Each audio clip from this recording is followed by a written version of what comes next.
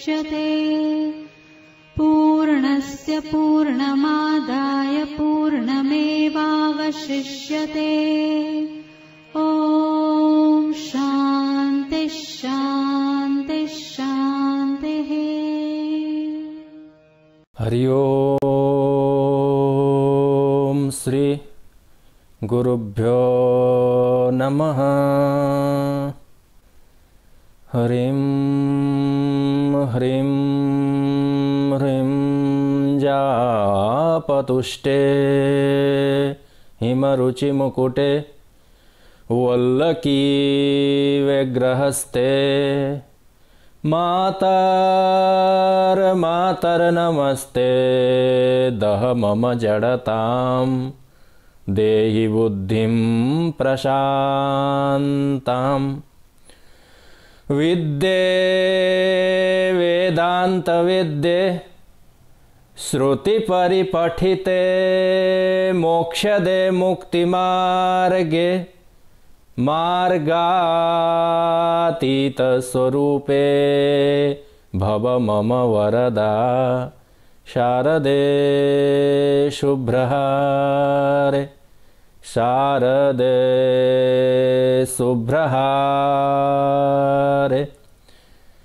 श्रीदक्षिणामूर्तिसुदेशिकेन्द्रं द्वैपायनं सूत्रकृतं मुनीन्द्रं श्रीशङ्करं भाष्यकृतं यतीन्द्रं मद्देशिकञ्चापि नमामि नित्यं मद्देशिकञ्चापि नमामि नित्यं।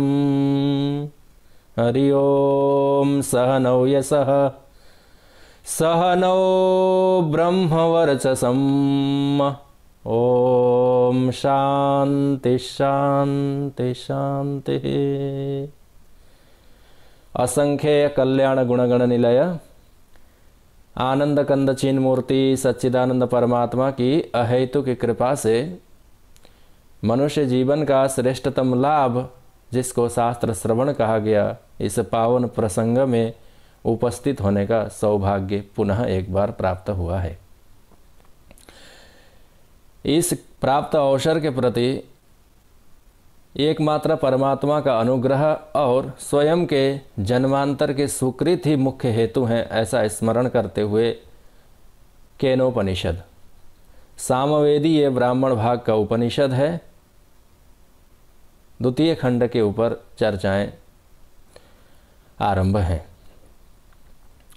प्रसिद्ध रूप से गुरु शिष्य के संवाद के रूप में है। अत्यंत योग्य शिष्य ने गुरु को आत्मा के संबंध में प्रश्न विधि पूर्वक पूछा था और उपदेश देने का, उपदेश ग्रहण करने का गुरु शिष्य की यही परंपरा कही ही गई है। तद्विधि प्रणिपातेन परिप्रश्नेन सेवया। गुरु उपशक्ति पूर्वक प्रश्नों को पूछना आवश्यक है। प्रश्न आत्मा अनात्मा के हों, अर्थात जिस प्रकार की इच्छा से युक्त इच्छावान पुरुष होगा तदनुकूल ही स्वाभाविक प्रश्न करेगा। ब्रह्मज्ञानी गुरु के पास जाकर के स्वाभाविक रूप से शिष्य ने यही प्रश्न पूछा ही था, केनेषितं पतति प्रेषितं मनः। तो गुरु ने भी शिष्य को योग्य जान करके उपदेश दिया। बहुत ही सूक्ष्मता पूर्वक शिष्य ने उस विद्या को ग्रहण किया और गुरु ने उनकी परीक्षा ली। परीक्षा में शिष्य उत्तीर्ण हो गए। इस बात को श्रुति जिस प्रकार से शिष्य ने जगर्ज उद्घोष और घोषणा की थी, तद्वद श्रुति भी घोषणा करती है कि हाँ, यह जो गुरु शिष्यों का ज्ञान है वह ज्ञान ठीक है, उचित है और यथार्थ ज्ञान है। क्योंकि जैसा आचार्य को ज्ञान था और जिस प्रकार से आचार्य ने उपदेश दिया, जिस प्रकार से शिष्य ने उस उपदेश को ग्रहण किया, जिस प्रकार से उस शिष्य ने उस उपदेश का मनन किया और अंततोगत्वा अपनी बुद्धि प्रज्ञा मेधा के द्वारा, विचार विचक्षणता के द्वारा उस शिष्य ने आत्म तत्व को निश्चित कर ही लिया। आकर के गुरु को उन्होंने निवेदन किया। गुरु ने पुनः उनको विचलित करने का प्रयास किया, पर अब ज्ञान अनुभव के रूप में पर्यवसित था, इसीलिए वह ज्ञान वह ज्ञान, उस ज्ञान से गुरु शिष्य को विचलित फिर से नहीं कर पाए। इस बात को श्रुति ने उद्घोष किया कि यह बहुत ही उचित है। यस्या मतम तस्य मतम, मतम यस्य न वेदसः, ऐसा कहकर के श्रुति ने शिष्य के उन वचनों का समर्थन के रूप में कथन किया जो यो नस्तद्वेद तद्वेद नो न वेदेति वेद च इत्याकारक वचनों को जिस प्रकार शिष्य ने उद्घोष किया था, श्रुति भी उसी को समर्थन करती है। परंतु बहुतों के मन में उस आत्म तत्व को लेकर के जो अत्यंत साक्षात अपरोक्ष भूत है, जो आत्म तत्व है, उसको लेकर के संदिहान हो जाते हैं कि अरे वो आत्म तत्व फिर तो कैसे प्राप्त होगा, कैसे ज्ञान होगा, क्योंकि उसके संबंध में विदित अविदित इस प्रकार से और वह मतम अमतम ऐसा करके जानने वालों के लिए अभिज्ञातम विजानताम विज्ञातम अभिजानताम ऐसे ऐसे करके विरोधी वचन से प्रतीत होने वाले वचनों को सुन करके किन्हीं किन्हीं को लोगों को संदेह होता है और उन लोग कहते हैं कि अरे फिर तो यह आत्मा तो अविज्ञात ही रह जाएगा, जान नहीं पाएंगे, क्योंकि ऐसा विपरीत और भिन्न विपरीत धर्म वाले एक वस्तु को एक साथ कैसे जाना जाएगा। ऐसे संदेह करने वालों को श्रुति कहती है कि नहीं नहीं नहीं, यह जो आत्म तत्व है जिसको ब्रह्म कह करके उपदेश दिया और अंततोगत्वा आत्म रूपे न शिष्य ने उसको जान लिया, उसमें प्रतिष्ठित हो गया, वह तो यही जाना जा रहा है। ऐसा कह करके श्रुति उस आत्म तत्व की सन्निकटता भी क्या कहा जाएगा, उसको अपरोक्षता का दर्शन कराती है, अर्थात कथन करती है। इसी मंत्र में, मंत्र संख्या 4 में, जो केनोपनिषद के द्वितीय खंड का चतुर्थ मंत्र है, उसकी किंचित चर्चाएं हुई हैं शब्दार्थ के रूप में। यद्यपि इस मंत्र में भाष्यकार के आचार्यों के बहुत विस्तार पूर्वक चर्चाएं हैं, फिर भी श्रुति कहती है प्रतिबोध विदितम मतम अमृतत्वम हि विन्दते आत्मना विन्दते वीर्यम विद्यया विन्दते अमृतम। श्रुति कहती है कि यह जो लोगों को संदेह होता है कि तब तो फिर वह कथम तु तद ब्रह्म सम्यक विदितम, फिर से वह अविदित अथवा विदित से भिन्न ऐसा कह करके कथन किया जाने वाला, अथवा जिसको इस प्रसंग में इस प्रकार से कथन किया जा रहा है अन्य देव तद विदितात् अथो अविदितात् ऐसा कह करके, और उस जिसको शिष्य ने निश्चय करके आया है उसको फिर कथम किस प्रकार से उस ब्रह्म तत्व को जाना जाएगा। तो इसको पुनः पुनः श्रुति इसी प्रकार से संदेह विपर्य इत्यादियों से रहित होकर के ही जाना जाता है, ऐसा तो कथन कर ही चुकी है। परंतु वह शिष्य जब सकल संदेहों से रहित होकर के निसंदिग्ध आत्म तत्व में प्रतिष्ठित होता है तो वह कहता है कि यह तो ज्ञान है, आत्मा है, स्वरूप है, जिसको ब्रह्म कहते हैं। वह इन सब घटपट आदि जो ज्ञान हो रहे हैं इन्हीं ज्ञानों में उसको जाना जा रहा है। तो इसको कथन करने पर भी श्रुति के शब्द क्या है, प्रतिबोध विदितम मतम। मतम का अर्थ आचार्य चरण ने किया है सम्यक दर्शनम इत्यर्थः। इस आत्म तत्व का सम्यक दर्शन क्या है? अभी तो आपने कहा कि वो दर्शन का विषय नहीं है। हाँ, दर्शन का विषय नहीं है तभी तो सम्यक दर्शन, अर्थात उसको जाना कैसे जा रहा है, अथवा वो ज्ञेय बन रहा है कि ज्ञाता बन रहा है, दृष्टा बन रहा है, दृश्य बन रहा है, दृग मात्र है इत्यादि, तभी तो सम्यक दर्शन अर्थात जो जैसा है वैसा ही निश्चय किया जाएगा ना। जैसे कोई एक व्यक्ति किसी अधिकारी के पास चला जाता है और वो सोचता है कि अधिकारी जी बहुत अच्छे होंगे, हमारा काम करने वाले होंगे, परंतु वहाँ जाते हैं तो अधिकारी उसके लिए उतना अच्छा नहीं होता। तो क्या वो वहाँ शिकायत करने लगे कि हमने तो सोचा था आप बहुत अच्छे होंगे, हमारा काम आप करना प्रारंभ कर देंगे, परंतु आप तो हमारी बात नहीं सुनते, हमारी शिकायतों को आप ग्रहण नहीं कर रहे हैं? क्या ऐसा कहा जा सकेगा? वो वस्तु जिस प्रकार वस्तु तंत्र है ना, वो जैसा है उसी में अपने कार्य सिद्ध करने की बात जैसे होती है, तद्वद यहाँ भी श्रुति कहती है कि मतम अर्थात यह सम्यक दर्शनम, सम्यक निर्णितम, सम्यक निष्ठा, यह कहाँ किस प्रकार से है? तो श्रुति ने कहा कि प्रतिबोध विदितम, यह तो प्रत्येक बोध में वह विदित है, अर्थात विदित होता है यह वह आत्म तत्व, इसी को सम्यक दर्शन कहते हैं।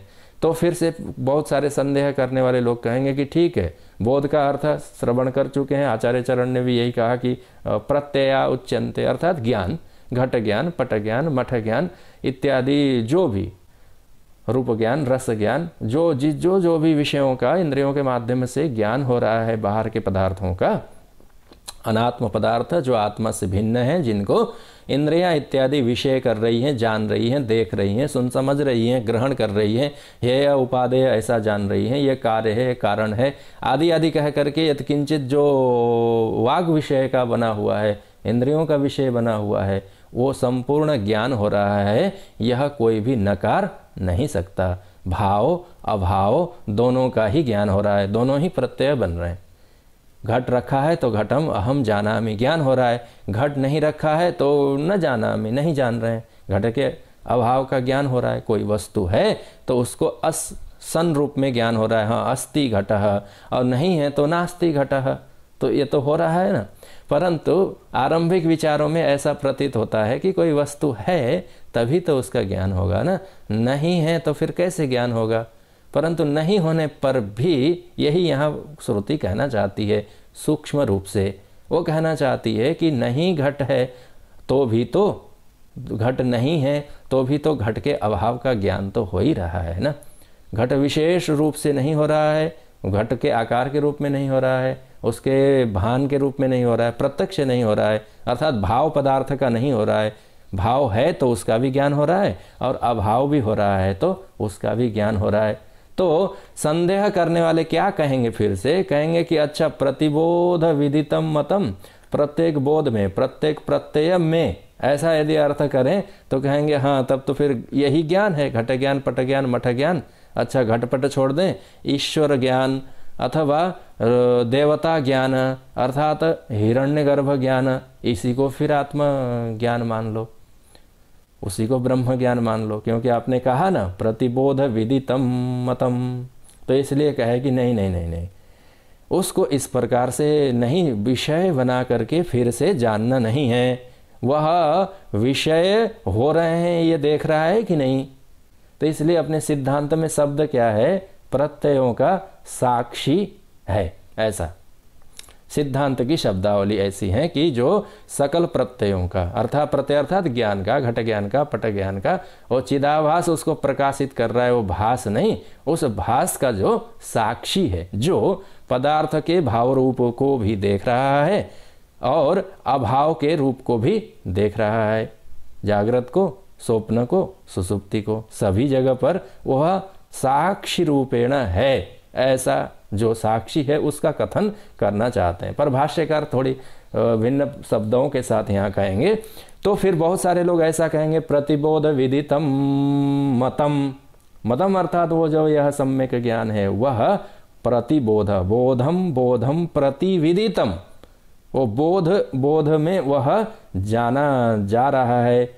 कौन है ये, तो भाष्यकार कहते हैं सर्वे प्रत्यया विषयी भवन्ति यस्य, जिसको सभी प्रत्यय अर्थात सभी ज्ञान, घट ज्ञान, पट ज्ञान, मठ ज्ञान, देवता ज्ञान, लोक ज्ञान, द्रव्य ज्ञान, यह सब हो रहा है, वन सब का जो साक्षी है। नहीं हो रहा है तो उसका साक्षी है और हो रहा है तो उसका साक्षी है। अर्थात सभी प्रतीतियां, सब ज्ञान, सकल जानना, वह जिसका अर्थात जिसका विषय बन रहा है, जिसका विषय बन रहा है। जैसे घट नेत्र का विषय बन रहा है तो घट ज्ञान किसका विषय बन रहा है, अर्थात उस घट ज्ञान को कौन, इस प्रकार से वह आत्मा समस्त बोधों के समय अथवा सब बोधों के साथ, सब बोधों के प्रति, सब बोधों के प्रति, सब ज्ञान के प्रति जो जो जान रहा है उस ज्ञान को, अर्थात कैसे जान रहा है, तो मैं जान रहा हूं इस प्रकार से नहीं जान रहा है, और साक्षी रूपेण जान रहा है। सिद्धांत में तो ये भी कहा गया कि साक्षी भी वो विषय पदार्थों के प्रति, कोई पदार्थ है तो उसको देख रहा है, भले ही साक्षी कुछ कर नहीं रहा है, देख सुन जान मात्र रहा है तटस्थ होकर के, वह भी विषयों को लेकर के ही साक्षी ऐसा कहा जाता है। अन्यथा इस आत्म तत्व में साक्षित्व धर्म भी उपपन्न नहीं होता है, पर साक्षी है ऐसा देखा और सुना तो जाता है। कौन है वह? कौन है? तो भाष्यकार कहते हैं स आत्मा, वही तो आत्मा है, वही सर्वबोधान प्रतिबुद्ध थे। क्यों? क्योंकि वो जो वृत्तियां हैं वो तो जड़ हैं, क्योंकि बुद्धि में उत्पन्न होने वाली हैं। जड़ होने के कारण स्वयं प्रकाशक नहीं है, वो तो प्रकाश्य है, क्योंकि जान रहे होते हैं ना। तो कौन जान रहा है, अथवा उस ज्ञान के प्रति कौन प्रति है? तो उसका तो प्रति जो है वही यह आत्मा है, ऐसा यहाँ भाष्यकार कहते हैं। अर्थात सर्व प्रत्ययदर्शी वो कौन है? ये प्रश्न उठाया गया था कि तब तो कथम तो तद ब्रह्म सम्यक विदितम। भाष्यकार ने स्वयं इस प्रश्न को उठाया कि वह ब्रह्म फिर कैसे सम्यक विदित होगा। तो बोले कि यस्य सभी प्रत्यय जिसके विषय होते हैं वह स आत्मा, वही आत्मा है। कैसे? तो कहे कि सर्व प्रत्ययदर्शी, सभी प्रत्ययों को देखने वाला। देखने वाला का अर्थ हुआ कि घट ज्ञान, पट ज्ञान, मठ ज्ञान इत्यादियों को। फिर तो दृष्टा ही उस प्रकार से कथन किया जाएगा इसको। तो कहे कि नहीं, वो चित शक्ति स्वरूप मात्र वो इन संपूर्ण प्रत्ययों का साक्षी है, और चित शक्ति अर्थात ज्ञान स्वरूप मात्र होने के कारण सकल प्रतीतियों को और प्रतीति सामान्यों के प्रति भी वह इस प्रकार से अलग ही तटस्थ साक्षी के रूप में उसको जाना जाता है। इसके अतिरिक्त भाष्यकार तो यहाँ कहते हैं कि जो लक्ष्य थे, अर्थात ज्ञान हो रहा है कि नहीं, ज्ञान हो रहा है तो किससे हो रहा है? किसी जड़ से, दूसरे जड़ का तो ज्ञान नहीं हो रहा है, कोई चेतन है, वही वो चेतन इन प्रतीतियों के माध्यम से लक्षित किया जाता है, ऐसा यहाँ भाष्यकार कहना चाहते हैं। अर्थात प्रत्यय का वह सभी ज्ञान को वो सत्ता स्फूर्ति देने वाला है। घट ज्ञान, पट ज्ञान, मठ ज्ञान इत्यादियों को जानने वाला है ना, तो वह ऐसा कहना चाहते हैं। प्रत्ययशु अविशिष्टतया लक्ष्यते। भाष्यकार सभी ज्ञानों में, घट ज्ञान, पट ज्ञान, मठ ज्ञान आदि आदि प्रत्ययों में वह अविशेषतया लक्ष्यते। विशेष रूप में तो चिदाभासी लक्षित हो रहा है, परंतु वह अविशेषतया, जैसे उदाहरणों में ऐसा कहा जा सकता है कि जैसे अविशेषतया अर्थात किसी भी विशेषताओं से युक्त न होकर के, घट पट मठ इन विशेषताओं से रहित होकर के ज्ञान, इस प्रकार घट ज्ञान, पट ज्ञान, मठ ज्ञान, उसको ऐसा कहा जा सकता है कि जैसे एक सुंदर सी दीवाल है, उस दीवाल में जैसा कैसा भी प्रकाश है, और उस प्रकाश में आप किसी इससे दर्पण से कोई सूर्य का प्रकाश, छोटा सा उदाहरण, किसी सूर्य से दर्पण में लगा करके आप प्रतिबिंबित कर दें तो उस वाल के उतने भाग में विशेष प्रकाश वहाँ दिखाई देगा। और उससे पूर्व आसपास में जो है एक प्रकाश सामान्य है ही, अर्थात पहले से ही दीवार काला, सफ़ेद, लाल जिस रंग का भी था तो एक उसका सामान्य आधार तो है ही, परंतु इधर से प्रकाशित करने पर वो जिस प्रकार से किंचित विशेषताओं से युक्त हो गया, अर्थात वो विशिष्ट प्रकाश उस पर पड़ गया। वो विशिष्ट नहीं, परंतु वो विशिष्ट प्रकाश जिस पर पड़ रहा है वह तो है कि नहीं सामान्य। अब कहे कि वहाँ दीवाल नहीं होती, मान ले दीवाल होने के कारण उसमें प्रकाश दर्पण से प्रतिबिंबित करा लिए जाने पर वहाँ विशेष प्रकाश प्रतीत होता है, परंतु उसके आधार अधिष्ठान में दीवाल का अपना स्वयं का भी प्रकाश है, किंचित दिखाई तो दे ही रहा है। तो वहाँ सामान्य और विशेष प्रकाश दोनों ही हैं, परंतु वह विशेष प्रकाश है तो आप झट से ऐसा देख लेते हैं। अब मान लें कि दीवाल हो ही ना और आप दर्पण से उस प्रकाश को प्रतिबिंबित कर दिए, करने के अनंतर वो जो प्रतिफलित होने वाला जो प्रकाश है दर्पण से वापस गया हुआ रिफ्लेक्शन जो है, वो रिफ्लेक्शन कहाँ तक जाएगा? आप आकाश की ओर करें, आकाश की ओर यदि उसको आप छोड़ दें तो फिर आप देख नहीं पाएंगे कि वो प्रकाश कहाँ जा कर के समाप्त हुआ। अर्थात वहाँ एक उसको आधार अथवा विशेष अधिष्ठान नहीं मिलता तो वहाँ विशेष और सामान्य का एक साथ ज्ञान नहीं कर सकते। आकाश में ऐसे आप बहुत दूर तक फेंक दें उसको परावर्तित करके, तो वहाँ विशेष तो ज्ञान हो रहा है, ये वापस जा रहा है बोल के ऊपर वो सामान्य प्रकाश तक पहुँच नहीं पाता, ऐसा कहा जा सकता है। तद्वद परंतु दीवालों में जाना जाता है, क्योंकि एक पहले से उजाला सा था, उसमें आपने विशेष कर दिया। तो ये जो बुद्धि की वृत्तियां हैं वह विशेष हैं, परंतु वह बुद्धियों के प्रति जो उनका जो ज्ञान कर रहा है, उनको जो जान रहा है, या सर्वे प्रत्यया विषयी भवन्ति यस्य, यह जो विशेष विशेष विशेष प्रत्यय विशेष ज्ञान जिसके प्रकाश, जिसकी सत्ता, जिसकी स्फूर्ति से प्राप्त हो रहे हैं, तो बहुत लोग कहेंगे कि अपने से ही हो रहे हैं ना, स्वसंवेद्य इत्यादि बौद्ध मत में कहेंगे। तो बोले नहीं, उसका आधार अधिष्ठान तो चाहिए ना, यह विषय तो हो रहे हैं ना, ये तो सबके लिए स्वीकृत है ही। तो यह सभी प्रत्यय जिनके लिए वो जिसके लिए हो रहे हैं वही आत्मा है, वही साक्षी है, वही सामान्य में भी है और वही विशेष में भी है, ऐसा उसको समझ लेना चाहिए। अर्थात ब्रह्म अत्यंत अविदित है, अविज्ञात है, उसको जाना ही नहीं जा सकता। तब तो क्योंकि आप विपरीत धर्म का कथन करते हैं।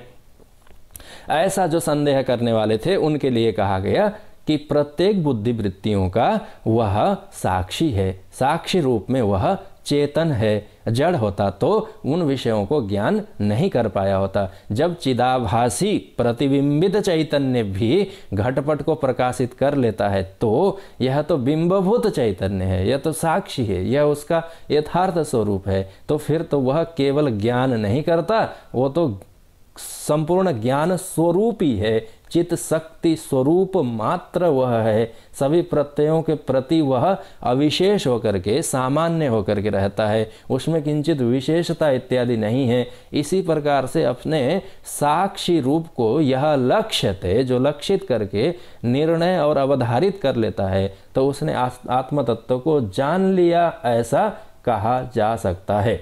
भाष्यकार तो और आगे कहते हैं कि सभी प्रत्ययों का वह प्रत्यगात्मा है, प्रत्यय प्रत्यगात्मतया विदितम ब्रह्म।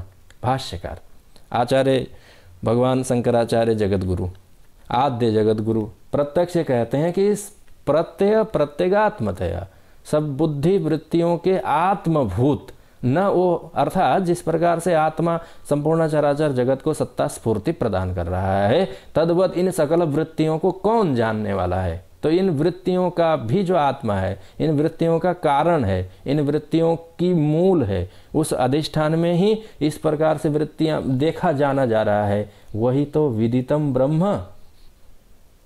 और इस प्रकार से अर्थात अपने साक्षी स्वरूप में प्रतिष्ठित अर्थात स्थित हो गया, तो उसको कहा जा सकता है कि मतम, अर्थात यही सम्यक ज्ञान है। तदा तन मतम तत् सम्यक दर्शनम, क्या है? सर्व प्रत्यय दर्शित्व उप, वह तो दृक् स्वरूपता, नित्यत्वम, विशुद्ध रूपत्वम, आत्मत्वम, निर्विशेषैकत्वम च सर्वभूतेषु सिद्धम, ऐसा भगवान भाष्यकार स्पष्ट शब्दों में लिखते हैं। क्या लिखते हैं? कि वह नित्य है, वह सभी उपजनन अर्थात वृद्धि क्षय शून्य रहित है, अर्थात नाश उसमें नहीं होता। घट ज्ञान उत्पन्न हो गया और नाश हो गया, पट ज्ञान उत्पन्न हो गया और नाश हो गया, परंतु वह जो साक्षीभूत है उन घट ज्ञान उत्पत्ति, घट ज्ञान नाश, उसके बाद नाश से के अनंतर वृत्ति रहित अवस्था, फिर पट ज्ञान, फिर पट ज्ञान के अनंतर पट ज्ञान का नाश,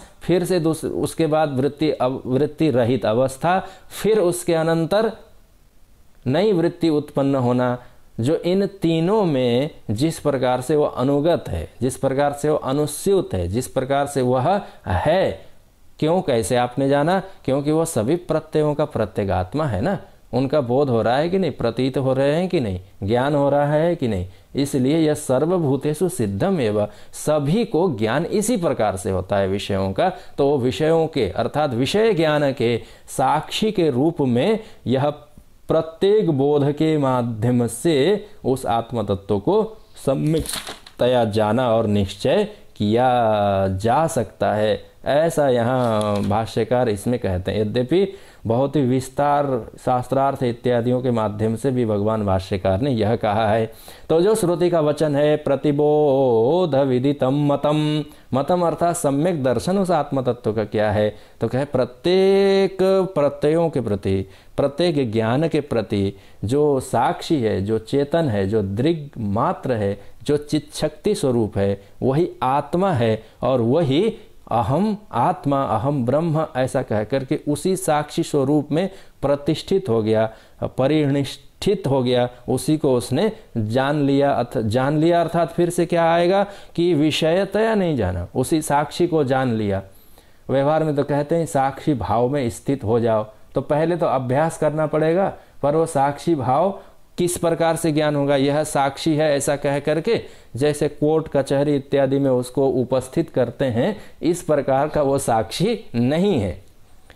उसने देखा, यह बात जगत में भी प्रसिद्ध ही है। साक्षी अर्थात प्रत्येक द्रष्टरी, साक्षी का अर्थ ही होता है कि वो बिना किसी अन्य उपायों के माध्यम से, बिना किसी के सहायता से ही स्वयं ही दृष्टा है, स्वयं दृष्टा, प्रत्येक दृष्टि अर्थात वो स्वयं साक्षी है। उसने किसी के कहने पर नहीं सुना है, किसी के बोलने पर नहीं सुना है, किसी के दिखाए लिखाए जाने पर उसने लिखा और देखा नहीं है, ऐसा स्वयं का जो उसका अपना ज्ञान है, ऐसी का नाम साक्षी ऐसा कहते हैं। उसकी भी विस्तार से चर्चा है, पर यहाँ प्रसंग में संदेह क्या था, बोले वो ब्रह्म तत्व विदित और अविदित से भिन्न होने के कारण उस ब्रह्म तत्व का तो ज्ञान नहीं हो सकता। तो तुरंत श्रुति ने कहा क्यों नहीं ज्ञान हो सकता। प्रतिबोध विदितम मतम, ये बोध, ये प्रत्यय, इनका साक्षी कौन है, जड़ है कि चेतन है, तो वो तो स्वाभाविक रूप से चेतन ही होगा ना, परंतु संदेह करने वालों को कौन रोक सकता है। तो इसलिए वो साक्षी स्वरूप को जान लेता है, अर्थात साक्षी स्वरूप को प्राप्त कर लेता है, अर्थात साक्षी स्वरूप में प्रतिष्ठित होता है। तो उसमें फिर से कि किस प्रकार से, तो कहे कि ये साक्षी है, इसमें मैं प्रतिष्ठित हो रहा हूं, ऐसा भिन्नत्वेन नहीं। इसलिए उसमें 2-3 शब्दावली और स्मरण करना है। आत्मत्वेन, स्वयंतया, स्वयंतया, ब्रह्मत्वेन आत्मत्वेन स्वयंतया। तो उस जो स्व है, जो स्वयं है, अपने कंधे पर कैसे बैठेगा, अपने को वो किस प्रकार से कथन करेगा कि साक्षी हूं। तो इसलिए फिर से वो शब्द हैं आत्मत्वेन अविषयातया ब्रह्म विजानताम। और आचार्यों ने तो यही कहा कि अच्छा जरा विचार करके देखें, जिन ऋषि मुनियों को, जिन राजा महाराजाओं को, जिन एकांत सेवियों को, याज्ञवल्क्य जनक इत्यादियों को भी इसी प्रकार से अविषयतया ही बोध हुआ है, अन्य कोई मार्ग नहीं है, ऐसा आचार्य चरण कहते हैं। साक्षात श्रुति भी अगले मंत्र में यह कथन करेगी कि दूसरा कोई मार्ग नहीं है, पर भाष्यकार भी कहते हैं यह प्रत्येक बोध में जो बोधित हो रहा है, प्रत्येक भाष में जो भाषित हो रहा है, न अन्य द्वारम अंतरो आत्मनो विज्ञानाय, आत्म तत्व साक्षी स्वरूप में प्रतिष्ठित होने के लिए, अहम आत्मा अहम ब्रह्म ऐसे अनुभव करने के लिए इस भासमान विषयों के अतिरिक्त दूसरा कोई मार्ग नहीं है। अंतरो आत्मविज्ञानाय द्वारम, ये द्वार है, यद्यपि इसके बाद आत्म तत्व में साक्षी में प्रवेश करेगा ऐसा भी कथन किया जा सकता है, परंतु यह तो द्वार है, अर्थात प्रत्येक बोध में, प्रत्येक भाष में इस आत्म तत्व को जाना जा सकता है। विंदते ऐसा कह करके, विद्रि लाभे, यही कहा। भगवान सुखदेव जी महाराज के संबंध में भी यही आते हैं कि उन्होंने कहीं कहीं, आख्यायिका तो नहीं, 1-2 वचन इस प्रकार से हैं कि तीर्थे तीर्थे।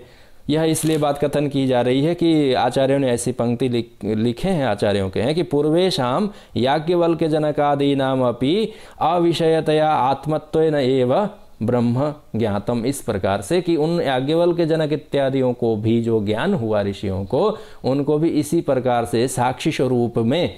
तो अभी भी यदि को किसी को ज्ञान होगा तो इसी प्रकार से होगा, कहे दूसरे मार्ग से, तो कहे न अन्य द्वारम, दूसरा कोई इस आत्म तत्व में, आत्म साम्राज्य में प्रवेश के लिए दूसरा कोई द्वार नहीं है। कहाँ है? यही ज्ञान स्वरूप है, यही चित्त स्वरूप है, यही चित्त शक्ति स्वरूप मात्र है, यही वह सकल प्रत्ययों का दर्शी है और संपूर्ण प्रत्ययों के साक्षी के रूप में अपने आत्म तत्व को जान लेना चाहिए। प्रत्येक बोध बोध में और प्रत्येक भाष भाष में, प्रत्येक वृत्ति वृत्ति में वह आत्म तत्व ही है, ऐसा आचार्यों का कथन है। जिस प्रकार से एक तीर्थ में आप, काशी है, अयोध्या है, मथुरा वृंदावन है, अथवा गोदावरी का तट है, कहीं भी आप तीर्थों में जाएंगे तो तीर्थे तीर्थे निर्मलम ब्रह्म वृंदम, बड़े बड़े आपको तत्व अनुसंधान करने वाले ऋषि मुनि महात्मा अथवा सदगृहस्थ शास्त्र का अभ्यास करने वाले लोग आपको वहाँ मिलेंगे।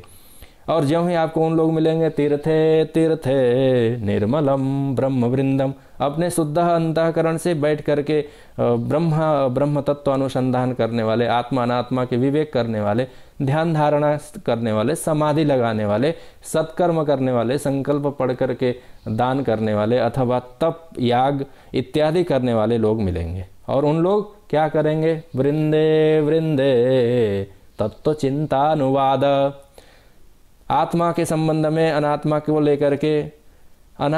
लेकर के तो क्या चर्चा करेंगे, पर आत्म चर्चा के प्रसंग में अनात्मा यह जो ढका हुआ है उसको हटाने के लिए किंचित चर्चा करना, उसका विचार करना आवश्यक है, होता है, इसलिए उसकी चर्चा भी हो ही जाती है आत्मा के साथ में अनात्मा, क्योंकि इसने ढका हुआ, अज्ञानेन आवृतम ज्ञानम, ढका हुआ सब प्रतीत हो रहा है ना, तो आवरण हटाने के लिए उसकी थोड़ी सी चर्चा तो करनी ही पड़ती है।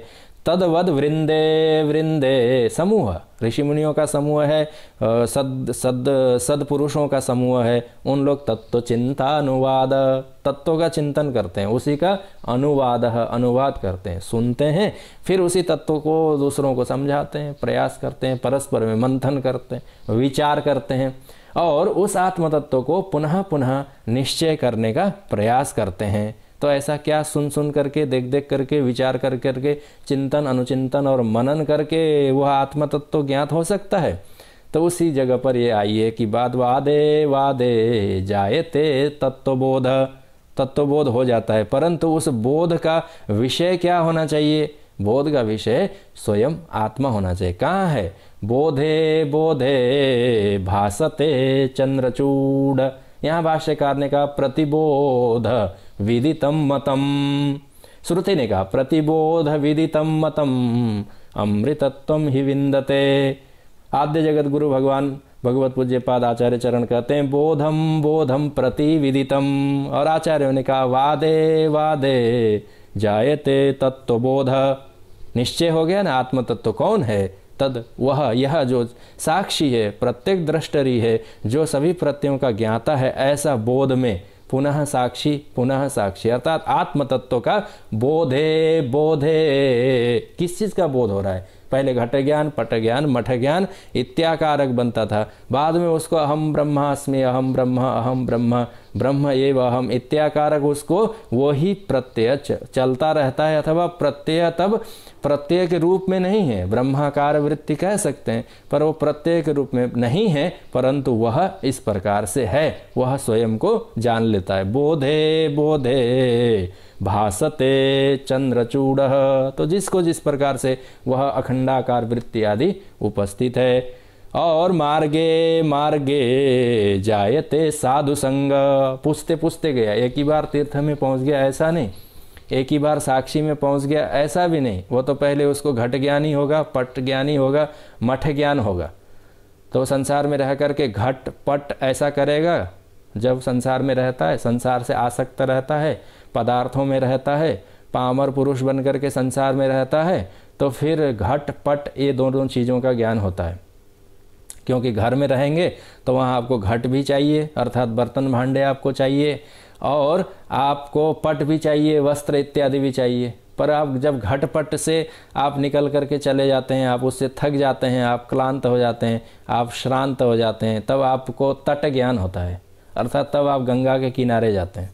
इसलिए महात्माओं ने क्रम बनाया है, पहले घट ज्ञान होगा, उसके अनंतर फिर पट ज्ञान होगा। आपको दोनों चाहिए, आच्छादन चाहिए अर्थात वस्त्र इत्यादि चाहिए, घट ज्ञान पट ज्ञान, उसके बाद मठ ज्ञान। आपको घट पट के बाद मठ की चिंता होती है कि हाँ घर का घट घर का पट ये दोनों हो गए, अब मठ ज्ञान हो गया, फिर आप मठ में चले गए, फिर देखा हाँ ये मठ है, परंतु मठों में भी आश्रमों में भी बहुत सारे आपको घट पट की ज़रूरत पड़ती है, क्योंकि वहाँ भी व्यवहार है, वहाँ भी भोजन है, वहाँ भी भंडारे हैं, पर वहाँ सत्संग स्वाध्याय इत्यादि भी निरंतर हैं, जितना घर में उपलब्ध नहीं था। तो आरंभ में आपको घट ज्ञान होगा, फिर पट ज्ञान होगा। ये घटपट से आप जब थक जाएंगे तो फिर आपको मठ ज्ञान होगा।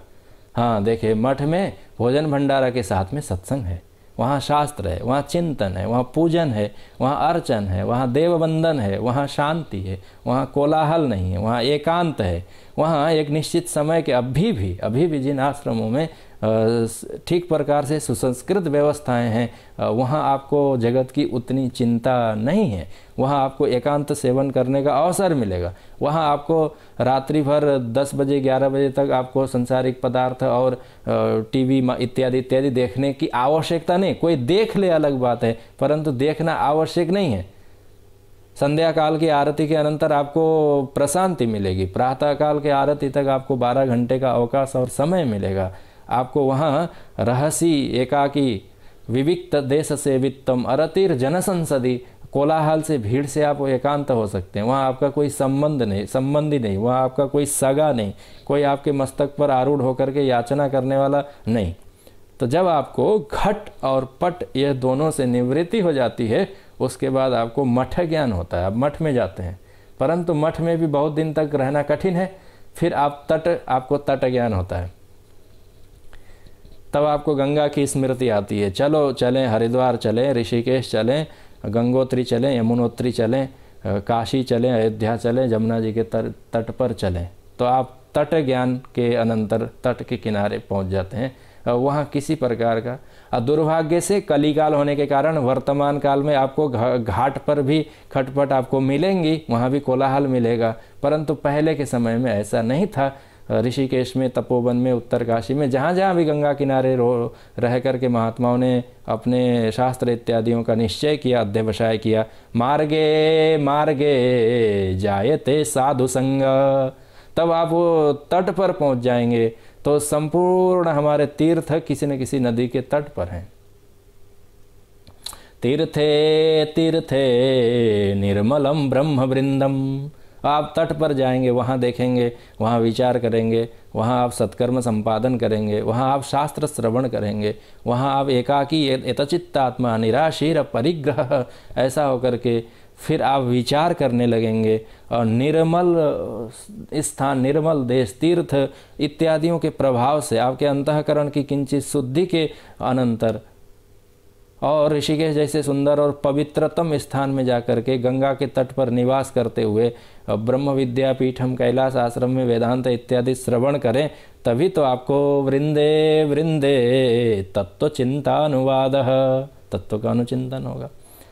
और उन तत्वों से आप निश्चय कर लेंगे, आपको बोध होगा। आपको पहले घट ज्ञान, पट ज्ञान, मठ ज्ञान, आपको अब तट ज्ञान भी नहीं है, और उस तट से आप आगे बढ़ गए तो आपको तत्व बोध है। फिर उस बोध में तट की भी आपको चिंता नहीं, तब आपको ये चिंता नहीं करनी पड़ेगी कि ये तट है कि नहीं है कि आदि आदि। तब आप कहने का अर्थ है हम सकल के अंतस में बोधोदय होगा। बोधोदय ये होगा कि घटपट मठ और तट सब छूट गए, तब देवताओं का ईश्वर का अनुचिंतन होगा, तत्वों का होगा। तब निश्चय करेंगे कि अच्छा, इन तटों में रह करके जिन ऋषि मुनियों ने जिन देवताओं का अर्चन वंदन किया, ऊंची सी सुरभा सूची करके जिन्होंने इंद्राय स्वाहा, अग्नये स्वाहा, प्रजापतये स्वाहा, इदम प्रजापतये नमः ऐसे कह करके उद्घोष करके देवताओं का ज्ञान किया। फिर आपको तट के बाद देवताओं का ज्ञान होगा, तत्व चिंतानुवाद। तब आपको धीरे धीरे उपाधिकृत का होगा, तो फिर उनके वैभव का होगा, उनकी विभूति का होगा, उनके लोक का होगा, उनके सामर्थ्य का होगा, उनके अनुग्रह विग्रह का होगा। फिर उन तत्वों से भी आप देखेंगे कि यह भी उपाधिकृत हैं, यह भी अल्पम है, ये भी दहरम है, ये भी लोक वाले हैं, स्वर्ग और अन्य तप महाजन इत्यादि लोक में है। तत्व चिंतानुवाद बोधे बोधे भासते चंद्रचूड। तब सदगुरु कोई कहेगा कि अरे जहाँ यह उपाधिकृत है उसको जानते हैं तो जान तो लेते हैं, परंतु वह भी उस प्रकार से आत्मतत्व नहीं है। मार्गे मार्गे जायते साधु संग, संगे संगे श्रूयते कृष्ण कीर्ति, तब परमात्मा की कीर्ति का श्रवण होगा, उसकी माया शबलित रूप का होगा, सगुण का होगा, सोपाधिक का होगा, सामर्थ्य ऐश्वर्य बलवीर्य इत्यादियों का होगा, सृष्टि कर्ता, सृष्टि का संहारक करता, स्थिति लय और भंग कारक परमात्मा का, ईश्वरीय तत्व का, ऐश्वर्य का उसका ज्ञान होगा। फिर उनके कीर्तौ कोई एक रूप लेकर के जब आप उसका कीर्तन, उसका अनुचिंतन, उसका मनन श्रवण इत्यादि करेंगे, कीर्तौ उसको नित्य निरंतर बहुत काल किन्हे सत्संगा तब ही हो ही जब संशय भंगा, बहुत दिन तक कीर्तौ तब कीर्तौ न तदाकार वृत्ति, तब जाकर के तदाकार कारिता वृत्ति बनेगी। वृत्तियां पहले भी थे, बोधे बोधे भासते, वो बोध बोध में भी था, परंतु वहाँ घट ज्ञान, पट ज्ञान, मठ ज्ञान, देव ज्ञान, अक्षर ज्ञान, विभूति ज्ञान, औपाधिक ज्ञान इत्याकारक रूप था। परंतु अब कीर्तौ नः तदाकार वृत्ति, वृत्तौ सच्चिदानंद भास, तब देखेंगे कि अरे सकल वृत्तियों में, सकल भास में, सकल बोध में, सकल वृंद वृंद में, सकल अर्थात यह जो ज्ञान के विषय बन रहे हैं, जो सब प्रतीतियां इस प्रकार से निर्मित हो रही हैं, जो देखा सुना और जा रहा है, उसमें तो एकमेव अद्वितीय सद आत्म तत्व के अतिरिक्त कुछ भी नहीं है। इन सब ज्ञान का, इन प्रतीतियों का साक्षी सच्चिदानंद स्वरूप आत्मा मैं हूँ, ऐसा उसको निश्चय होगा। कहाँ उन्हीं वृत्तियों में, अर्थात अखंडाकार वृत्ति से ऐसा कहा जा सकता है।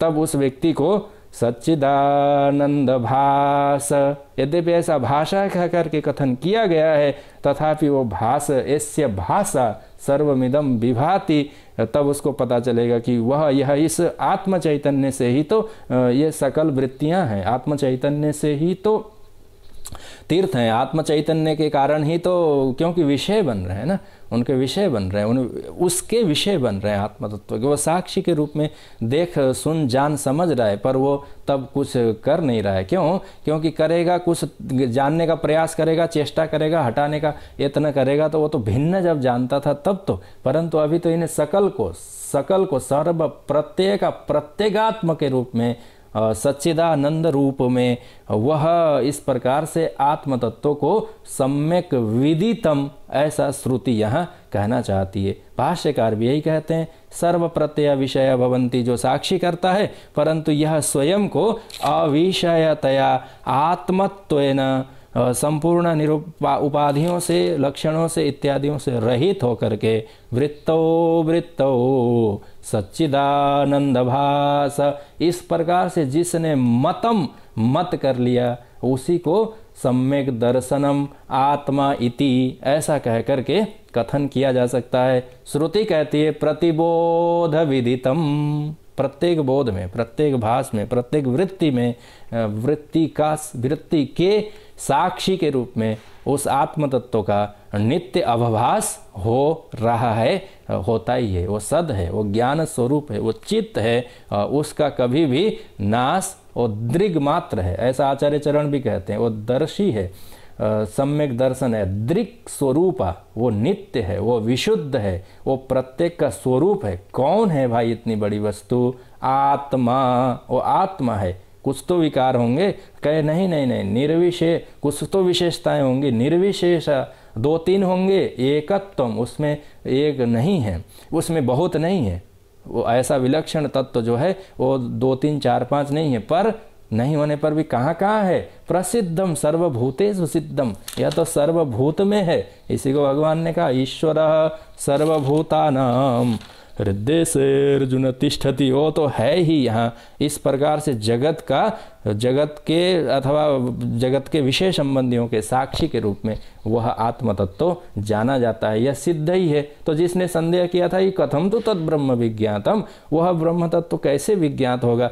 भाई स्वयं का आत्मा है और अपने को छोड़ करके अन्यत्र खोजेंगे तो कैसे मिलेगा? वो तो कभी नहीं मिलने वाला है। तो उन सब खोज अनुसंधान जो बाह्य अनात्मा में आत्मा का खोज था, उसको छोड़ करके स्वात्म अर्थात सभी बोधों के साक्षी के रूप में अपने आप को जान लेता है।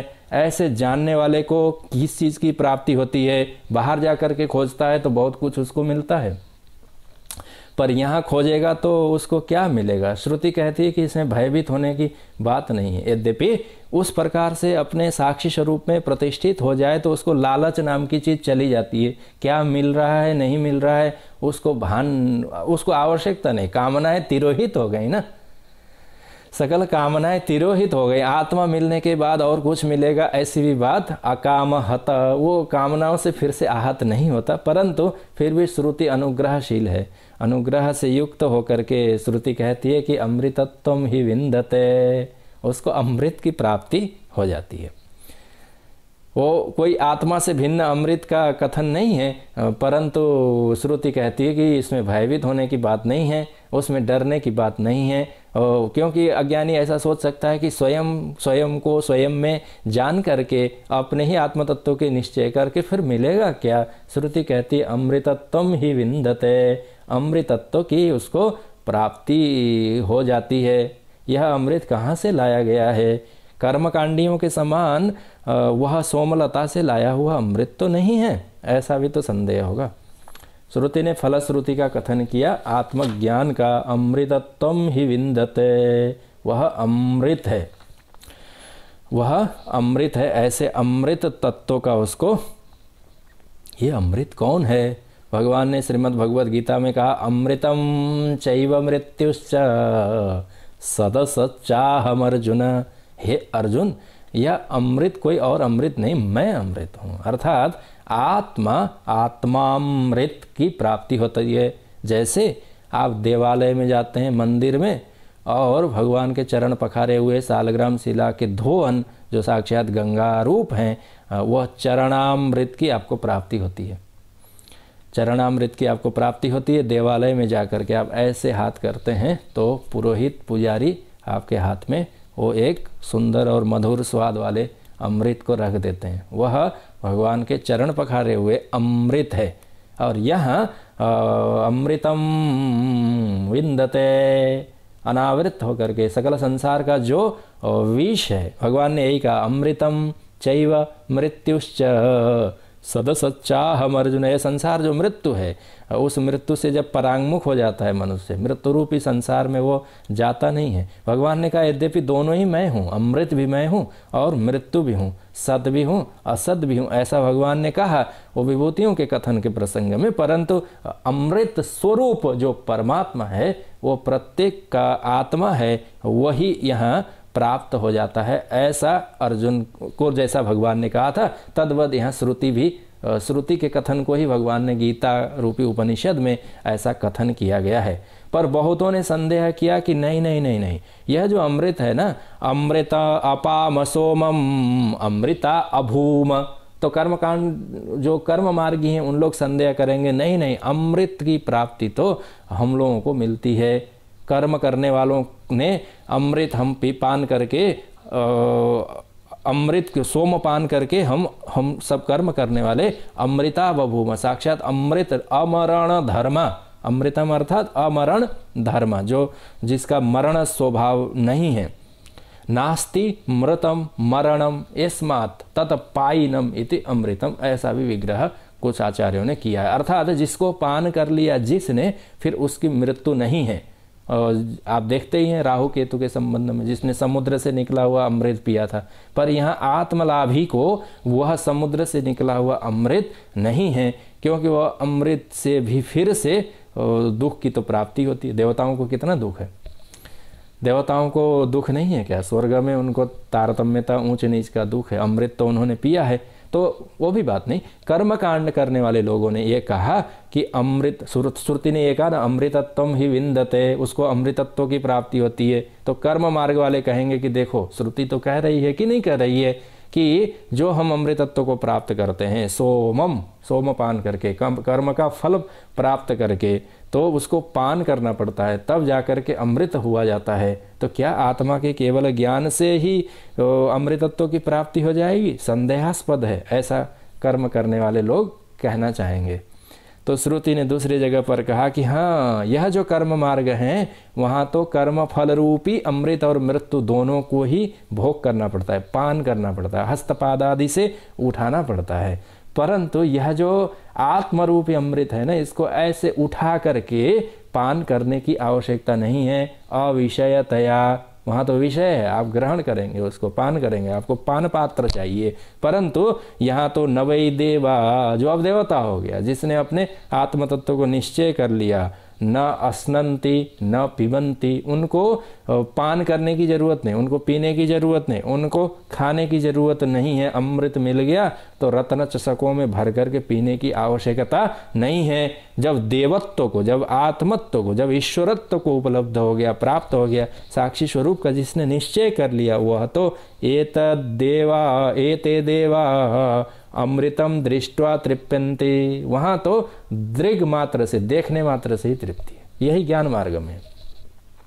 कर्म मार्ग में उसका फल स्वरूप अमृत पान करना पड़ेगा। इसलिए ज्ञानी कर्म मार्ग को कहेंगे हाँ, तुम्हारे पास भी अमृत है, हो सकता है समुद्र में अमृत हो सकता है, चंद्रमा में अमृत हो सकता है, तो फिर तो तुम कर्म करने वालों को अपने कर्म का फल भी अमृत हो सकता है, उसमें कोई आपत्ति नहीं। पर उसको विषय के रूप में ग्रहण करना पड़ता है, वह उससे भिन्न है, तुमसे अलग कर्म और उसके फल चाहिए। पर हमारा यह जो आत्मरूपी अमृत है ना, अब देवत्व को उत्तीर्ण होने के अनंतर तो नवै देवा स्नन्ति, इसको खाने की पीने की आवश्यकता नहीं। एते अमृतम दृष्ट्वा, अमृत के दर्शन मात्र से ही तृप्यन्ति, ये छांदोग्य उपनिषद में।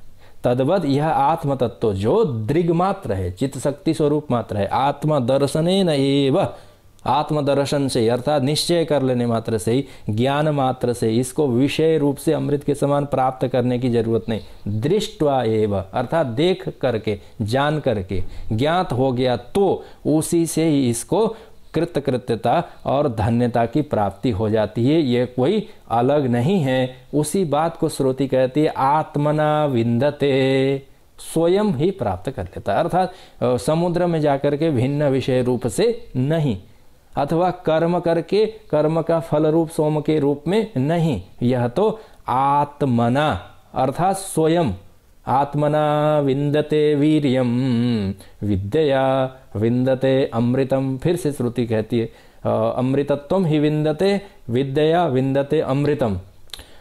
इनके संधि विच्छेद इत्यादि चतुर्थ मंत्र के तो बहुत ही विलक्षण और अद्भुत तरीके से हैं, पर यहाँ अमृत फलश्रुति क्या है इस आत्मतत्व प्राप्ति का, तो कहे कि यह तो अमृतत्व की प्राप्ति होती ही है, अर्थात अपने आत्म स्वरूप का लाभ उसको प्राप्त हो जाता है। तो वहाँ लाभ लाभ के समान नहीं है, वहाँ लाभ अपने से भिन्न के समान नहीं है कि आपने कुछ इन्वेस्ट किए और उसमें आपको बढ़ करके आया, वैसा लाभ नहीं है। वहाँ तो वृद्धि क्षय हानि इत्यादि रहित है। क्यों? क्योंकि आत्मना स्वयं के द्वारा, स्वयं से, स्वयं में, स्वयं को प्राप्त होने वाला वस्तु है, तो उसमें घटने बढ़ने वाली नहीं है। यह तो पहले से ही आत्मा अमृत स्वरूप था ही, केवल और केवल अपने सामर्थ्य से, विद्या के वीर्य से उसने अविद्या के आवरण को हटा भर दिया था, फिर उसको अमृतत्व की प्राप्ति हो ही गई थी। ऐसा कथन अमृत आत्मा के संबंध में यहाँ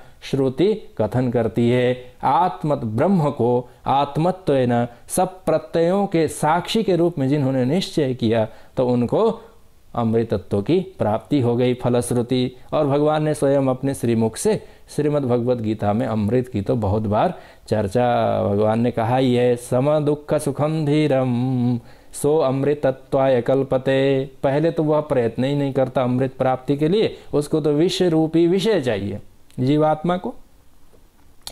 वह जब सुख दुख को छोड़ करके, इनसे तटस्थ होकर के, उनके मस्तक पर पैर रख करके जब धीर हो जाता है, सुख आए तो हर्षित नहीं होता, दुख आए तो उससे विचलित नहीं होता, आत्मतत्व प्राप्ति के लिए निरत और निरंतर जब लगा रहता है, तो मोक्षाय, वो मोक्ष के लिए तब किंचित समर्थ हो जाता है। अमृतत्व अर्थात मोक्षाय। भाष्यकार ने वहाँ अमृत शब्द का अर्थ द्वितीय अध्याय में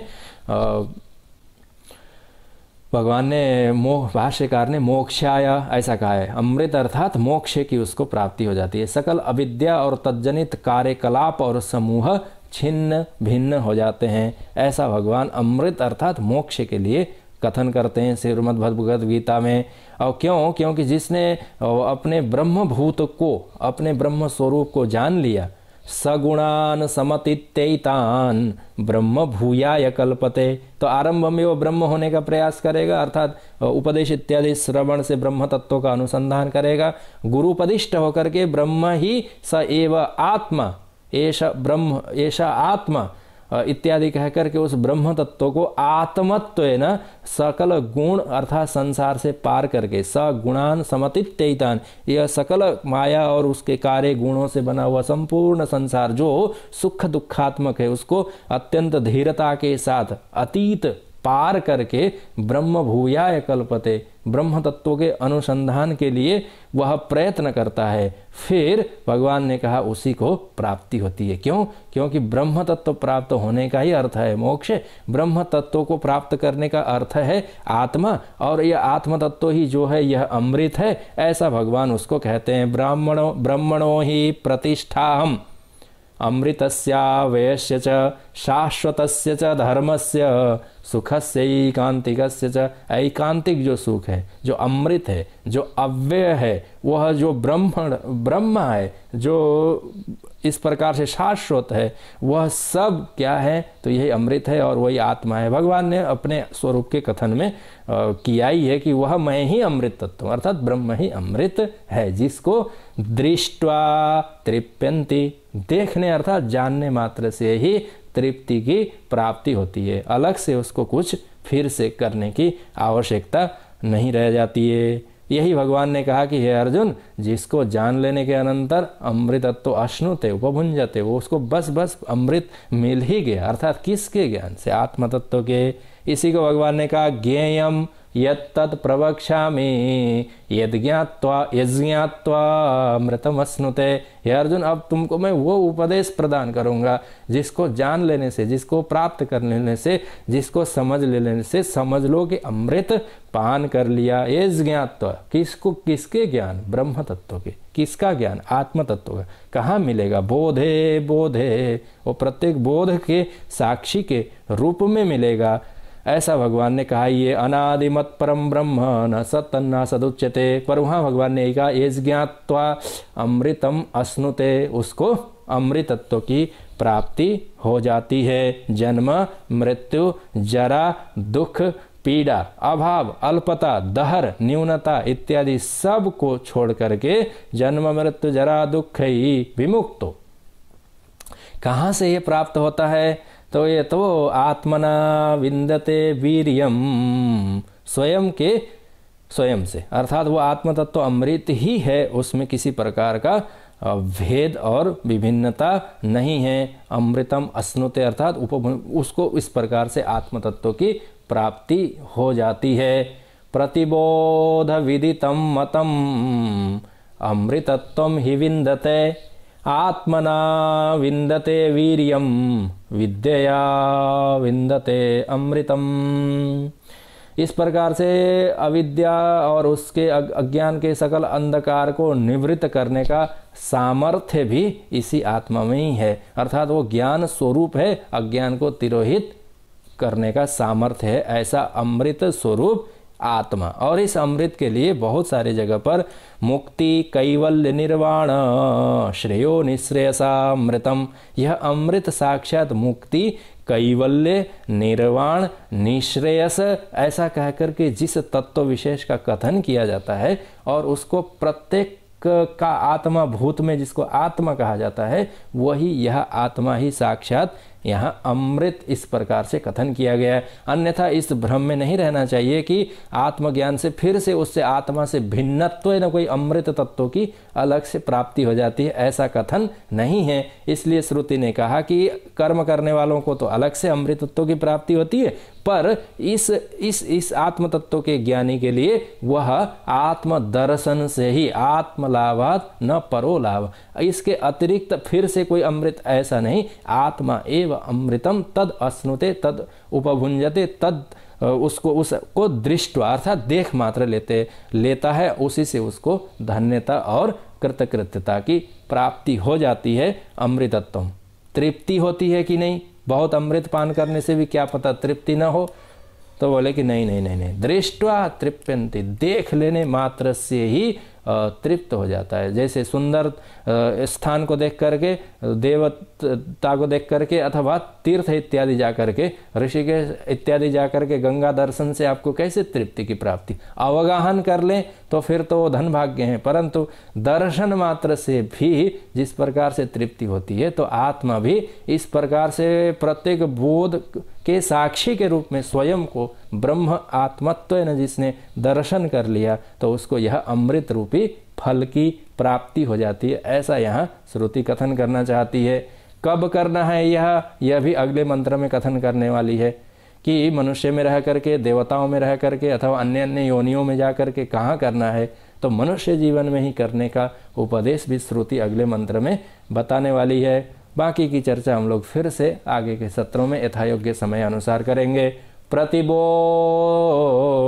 विदितम मतम, यह सम्यक दर्शन है। अमृतत्वम ही विन्दते, आत्मस्वरूप को उसकी प्राप्ति हो जाती है और कहीं अलग से खोज के नहीं लाता। आत्मना विन्दते वीर्यम विद्या विन्दते मृतम, संदेह हो कि इतना भयंकर संसार कैसे, संसार अविद्या इत्यादियों का नाश कैसे होगा। आत्मना वीर्यम, आत्मा प्रकाश है, कैसे एक छोटा सा दीपक बहुत दिन के अंधकार को तिरोहित कर देता है, तद्वत आत्म प्रकाश, आत्मज्ञान, आत्म चैतन्य संपूर्ण अज्ञान और तज्जनित अविद्या इत्यादियों के घोर कालिमा को तत्क्षण हटाने का वीर्यम, सामर्थ्य तो है ही है इसमें, ऐसा श्रुति कथन करती है। हरि ओम पूर्णमदः पूर्णमिदं पूर्णात् पूर्णमुदच्यते पूर्णस्य पूर्णमादाय पूर्णमेवावशिष्यते।